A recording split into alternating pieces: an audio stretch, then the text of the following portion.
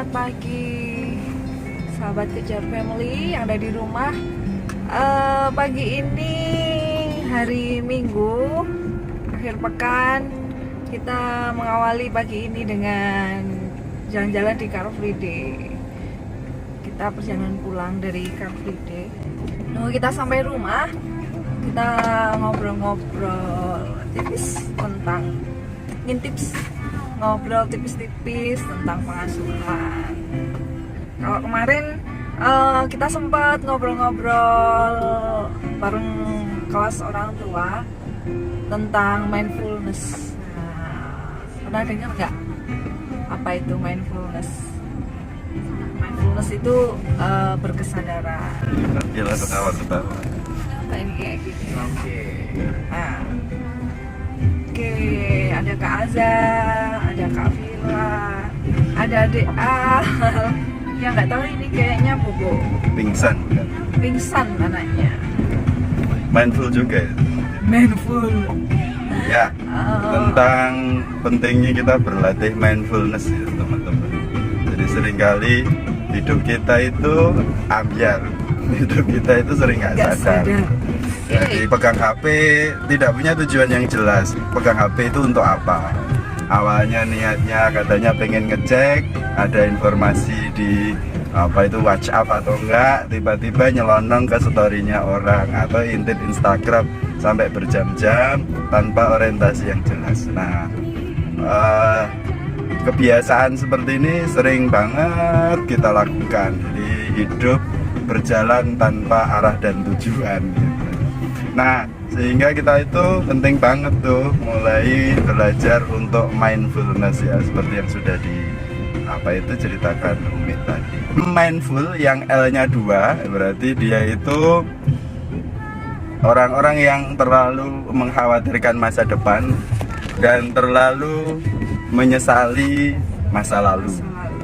Jadi orang-orang yang seperti ini hidupnya selalu khawatir, nanti gimana, atau kemudian menyesali kejadian-kejadian yang lewat.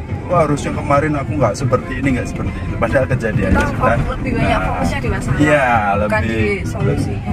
Ya, di masa lalu juga, dan terlalu khawatir pada masa depan, tapi tidak melakukan aksi apapun. No action. Ya. Itu mindful yang L-nya 2. Ada juga kalangan orang-orang yang seringnya mindless justru, ya. Mindless itu yang sudah saya ceritakan di awal tadi, ya. Tidak jelas, ya, hidupnya. Tidak punya arah yang jelas pada hidupnya, ya. Yaitu tadi, hari ini mau ngapain nggak ada perencanaan, ya. Seminggu ini pengen ngapain nggak ada perencanaan.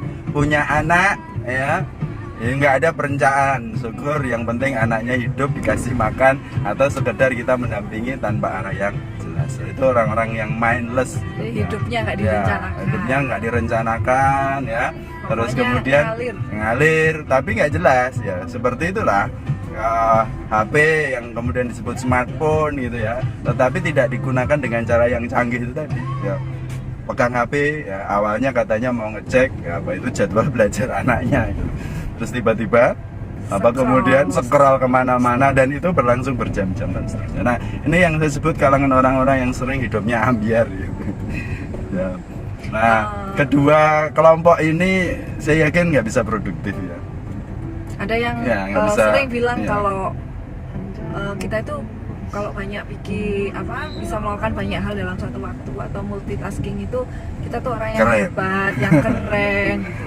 Tapi pernah mengalami hal seperti itu, tapi ternyata memang nggak bisa bikin kita bahagia, karena hidup itu kayak diburu, merungsung, dan nggak bisa menikmati. Sehari-hari kita multitasking, ya mungkin kerjaan kita juga selesai, tapi mungkin hasilnya juga nggak maksimal, kita sendiri nggak bahagia gitu.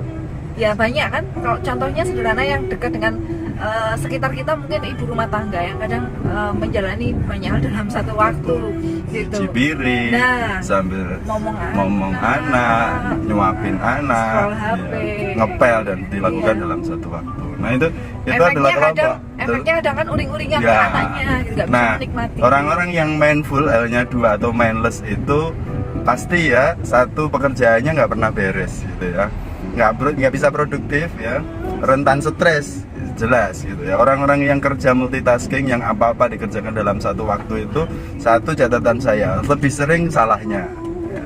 Lebih sering salahnya, kemudian nggak produktif ya, dan rentan stres gitu.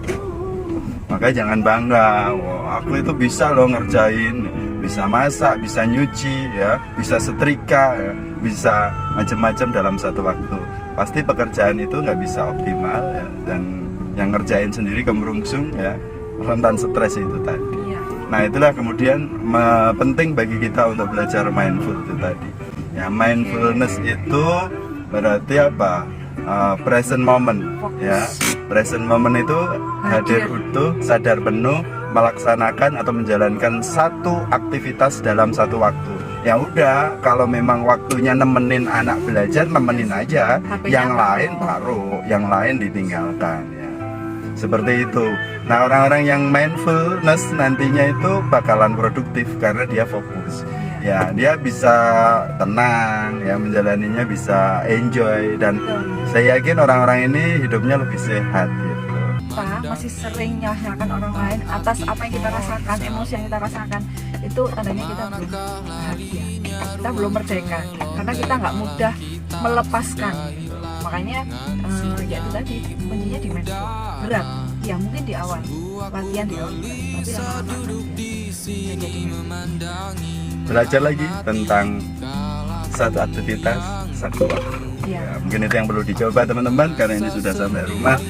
Kita akan ketemu dalam podcast selanjutnya. Ini podcast Ngintips namanya, ngobrol tipis ke pengasuhan, tipis tentang pengasuhan.